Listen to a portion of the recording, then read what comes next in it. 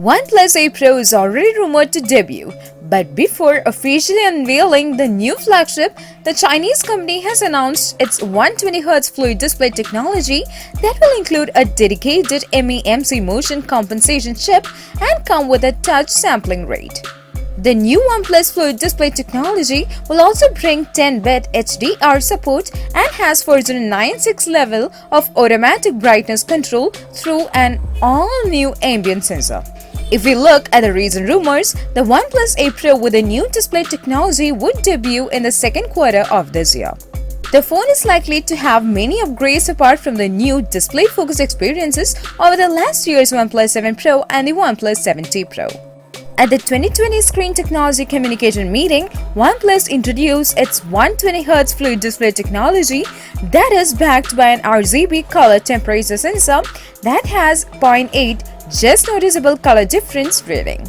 This is touted to be lesser than the JNC rating available for the display of the iPhone 11 Pro Max. The OnePlus display is also claimed to have a new ambient light sensor that will boost the levels of automatic brightness adjustments.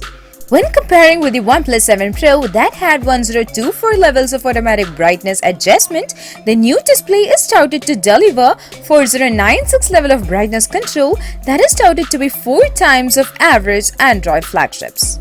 The new ambient sensor is also claimed to include advancements in detecting ambient environmental conditions to adjust the brightness levels. Similar to televisions, OnePlus at event highlighted that the new display technology will also include the MEMC chip to reduce motion blur. The company also claims that the new display panel would provide a superior experience over the competition. The new display technology developed by the OnePlus will have a QHD+ resolution. This is similar to the display resolutions featured on the 2019 OnePlus flagships. Moreover, the company claims that its new development will bring the best smartphone display in 2020. We believe that the smoothest smartphone display must also be able to deliver a superior visual quality and viewing comfort. We are sure that OnePlus' new 120Hz Fluid Display will be the best you will lay eyes on in 2020, said OnePlus CEO Pete Lau in a prepared statement. OnePlus says that it works with Samsung to develop the OLED screen and that in addition it has done work on top of Android to improve animations, especially the Core OS gestures, so they'll look smoother at 120Hz. OnePlus also intends to use a custom MEMC chip to insert extra frames into videos to bring them up to 120Hz. It wouldn't be completely inaccurate to call it motion smoothing for video on smartphones. The image doesn't convey a ton of information but does indicate where the MEMC hardware chip would sit. It also, astute viewers will note, appears to show a pop-up camera mechanism. It sounds a little like motion smoothing for phones. Lastly, OnePlus claims its screen has hit 1000 nits peak brightness for HDR content, has a touch sampling rate of 240Hz and supports 10-bit color.